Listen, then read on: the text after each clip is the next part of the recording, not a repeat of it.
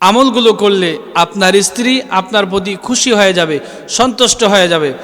এক নম্বরে, স্ত্রীকে মাঝে মাঝেই ফুল গিফট করবেন, বই গিফট করবেন। বাইর থেকে আসবেন, খালি হাতে আসবেন না। যত রাতে আসেন অন্তত স্ত্রীর জন্য একটা চকলেট নিয়ে আসবেন।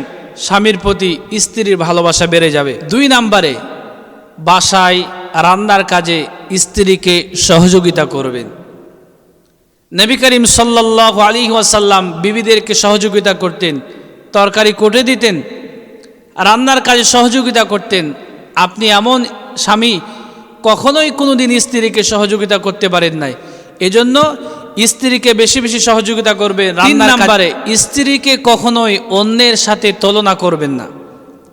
স্ত্রীকে কখনোই অন্যের সাথে তুলনা করবেন না, এটা স্ত্রী পছন্দ করেন না। আপনার স্ত্রী তো 1 পারসন, একজন। আপনি বলবেন পৃথিবীর সমস্ত মহিলার চাইতে, পৃথিবীর সমস্ত স্ত্রীর চাইতে তুমি অনেক সুন্দর আমার কাছে, তোমার নাকটা অনেক সুন্দর, তোমার ঠোঁটটা অনেক সুন্দর। স্ত্রীর প্রশংসা করতে পারেন, স্বামীর প্রতি স্ত্রীর ভালোবাসা অনেক গুণে বেড়ে যাবে।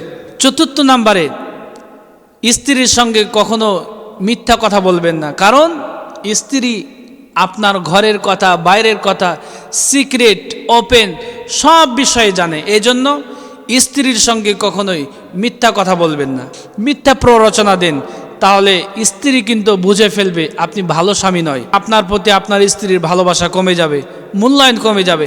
এজন্য মিথ্যা কথা পরিহার করুন স্ত্রী। 5 নম্বরে, স্ত্রীর উপস্থিতিতে তৃতীয় ব্যক্তিকে কখনোই বেশি মূল্যায়ন করবেন না। পুরুষদেরকে বলবো, স্ত্রীর যদি ভালোবাসা পেতে চান, আপনার স্ত্রীর সামনে অন্য কোনো মেয়েকে বেশি মূল্যায়ন করবেন না, মূল্য দেবেন না।